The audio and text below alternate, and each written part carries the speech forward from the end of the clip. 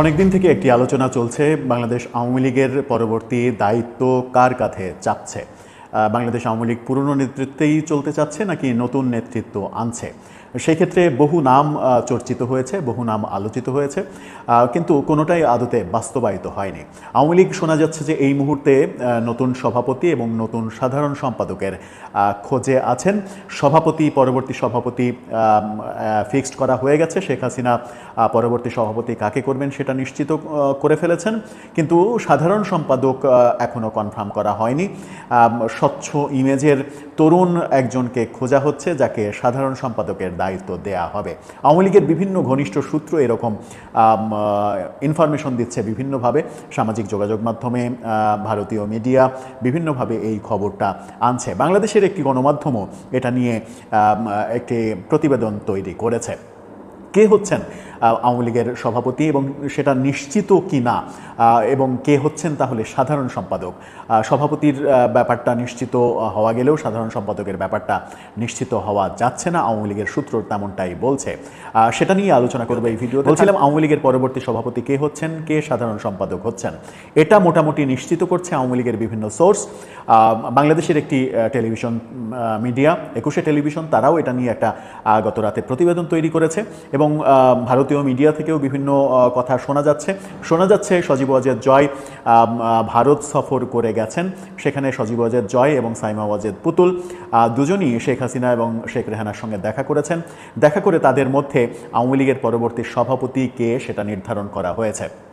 সেই সূত্রগুলো বিভিন্নভাবে বলছে এবং বাংলাদেশের গণমাধ্যমও বলছে যে শেখ হাসিনা সজীব ওয়াজেদ জয়ের ওপরেই ভরসা রাখতে চাচ্ছেন। পরবর্তী সভাপতি হিসেবে সজীব ওয়াজেদ জয়ের নামই ঘোষণা হতে পারে অল্প কিছুদিনের মধ্যে। সেই ঘোষণাটা এমন হতে পারে যে আগস্ট যেহেতু আওয়ামী লীগের জন্য খুবই গুরুত্বপূর্ণ একটা মাস এবং আওয়ামী লীগের পতনও হলো এবার সেই আগস্টের 5 তারিখেই।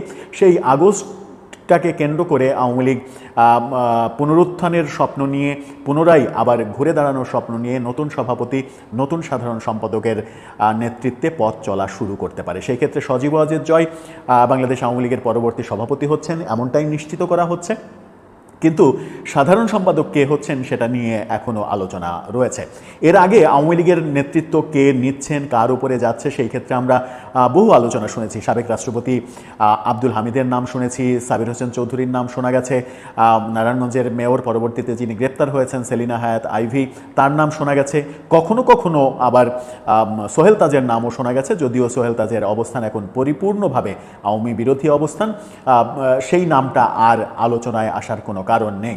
কিন্তু যে নামগুলো আলোচনায় এসেছিল সেই নামগুলোর কেউই এই দায়িত্বে, সভাপতি কিংবা সাধারণ সম্পাদকের দায়িত্বে বোধহয় আর আসছেন না। সাধারণ সম্পাদক হিসেবে অপেক্ষাকৃত তরুণ কাউকে খোঁজা হচ্ছে। এটা মোটামুটি নিশ্চিত করছে সেই সব সোর্স যে ওবায়দুল কাদেরকে আর আওয়ামী লীগের সাধারণ সম্পাদক রাখা হচ্ছে না। ওবায়দুল কাদেরের নেতৃত্ব নিয়ে বহু সমালোচনা রয়েছে। জুলাই অভ্যুত্থানে তার বহু কথা বিতর্কের জন্ম দিয়েছে এবং সেই বিতর্কই মূলত আগুনে ঘি ঢালার মতো তৈরি হয়েছে। ওবায়দুল কাদেরের নেতৃত্ব নিয়ে আরও অনেক সমালোচনা রয়েছে। দলে হাইব্রিডদের আগমন বেশিরভাগই তার হাত ধরে হয়েছে, নমিনেশন বাণিজ্য, এরকম অভিযোগও তার বিরুদ্ধে রয়েছে। সব মিলিয়ে আওয়ামী লীগ নতুন কাউকে খুঁজছে। সেই নতুন কেউ কে হতে পারেন? সেই ক্ষেত্রে যদি মোটামুটি ক্লিন ইমেজের যাকে দায়িত্ব দেওয়া হয়নি, বিভিন্নভাবে বিভিন্ন সময় যোগ্যতা থাকা সত্ত্বেও যাকে দায়িত্ব দেওয়া হয়নি, সেই বাহাউদ্দিন নাসিমি কি হতে যাচ্ছেন আওয়ামী লীগের পরবর্তী সাধারণ সম্পাদক? যদিও তিনি এই মুহূর্তে দেশে নেই, তিনি দেশের বাইরে, সম্ভবত তিনিও ভারতে রয়েছেন। ভারত থেকেই হয়তো তিনি কার্যক্রম পরিচালনা করবেন যদি তাকে দেয়া হয় দায়িত্ব। সজীব ওয়াজেদ জয়ও যে দেশে ফিরতে পারবেন এটা একেবারে নিশ্চিত করেই বলা যায় যে এটা হবে না। তিনি দেশে ফিরতে পারবেন না যতদিন পর্যন্ত না পরিস্থিতি আওয়ামী লীগের অনুকূলে যায়। তার মানে হচ্ছে যে আওয়ামী লীগ তাদের নতুন সভাপতি এবং নতুন সাধারণ সম্পাদক পেতে চলেছে খুব শীঘ্রই, কিন্তু এই দুজনই বিদেশে অবস্থান করবেন। সজীব ওয়াজেদ জয় আমেরিকায় অবস্থান, সাধারণ সম্পাদক নিশ্চিত করেই কোনো না কোনো দেশে বাংলাদেশে অবস্থান করছেন। এমন কাউকে দায়িত্ব দিলে তার কপাল যে পুড়বে, তিনি যে নিশ্চিত করেই জেলে যাবেন, এটা নিশ্চিত করেই বলা যায়। সুতরাং সেরকম রিস্ক নাও নিতে পারে আওয়ামী লীগ। অনেকে একটু বেশি আবেগী হয়ে মাশরাফি বিন মুর্তজার কথা আলোচনা করেছেন বিভিন্নভাবে। সেই আলোচনা এখনও চলে যে তরুণ মাশরাফিকে, যিনি বাংলাদেশের ক্রিকেট দলকে নেতৃত্ব দিয়ে অনন্য উচ্চতায় উঠেছিলেন, আসলে ক্রিকেটে নেতৃত্বের সমস্ত গুণ তার মধ্যে রয়েছে, তার কথাও অতি আবেগে অনেকে বলা কওয়া করেন। কিন্তু ক্রিকেট দলের নেতৃত্ব দেওয়া আর সারা বাংলাদেশে কোটি কোটি মানুষের একটি দলকে নেতৃত্ব দেওয়া, এই দুইয়ের মাঝে যে আকাশ পাতাল তফাৎ রয়েছে, সেটাও রাজনীতি না বোঝা লোকরা হয়তো ভাবতে নাও পারেন, কিন্তু যারা রাজনীতি বোঝেন তারা নিশ্চিত করে বুঝবেন যে দুইটার মধ্যে অনেক পার্থক্য রয়েছে। সেই ক্ষেত্রে আমার মনে হয় যে তরুণ কিন্তু অভিজ্ঞ এরকম কাউকেই তারা দায়িত্ব দেবেন, যার মোটামুটি আওয়ামী লীগের মধ্যে ক্লিন ইমেজ রয়েছে এবং সরকারে থেকেও বিতর্কের মধ্যে পড়েননি এমন কেউই হয়তো নেতৃত্ব পাবেন। সরকারে থাকা এবং সরকারের মন্ত্রিত্ব করা, এমপি মানে বিশেষ করে মন্ত্রিত্ব পাওয়া, এরকম দায়িত্ব নাও পেতে পারেন। বাহাউদ্দিন নাসিমকে আমরা দেখেছি যে এমপি হিসেবেও তাকে মনোনয়ন দেয়া হয়নি বিভিন্ন সময়ে। তার এলাকাতে তার প্রতিদ্বন্দ্বী হিসেবে দাঁড় করানো হয়েছে আব্দুস সোবহান গোলাপকে, বাহাউদ্দিন নাসিমকে নেতৃত্ব দেওয়া হয়নি। এরকম পরিস্থিতিতে বাহাউদ্দিন নাসিম বহুদিন থেকে আওয়ামী লীগে মোটামুটি বঞ্চিত ছিলেন, তার কপাল খুলে যেতে পারে এমন আলোচনা বিভিন্ন দিকে রয়েছে।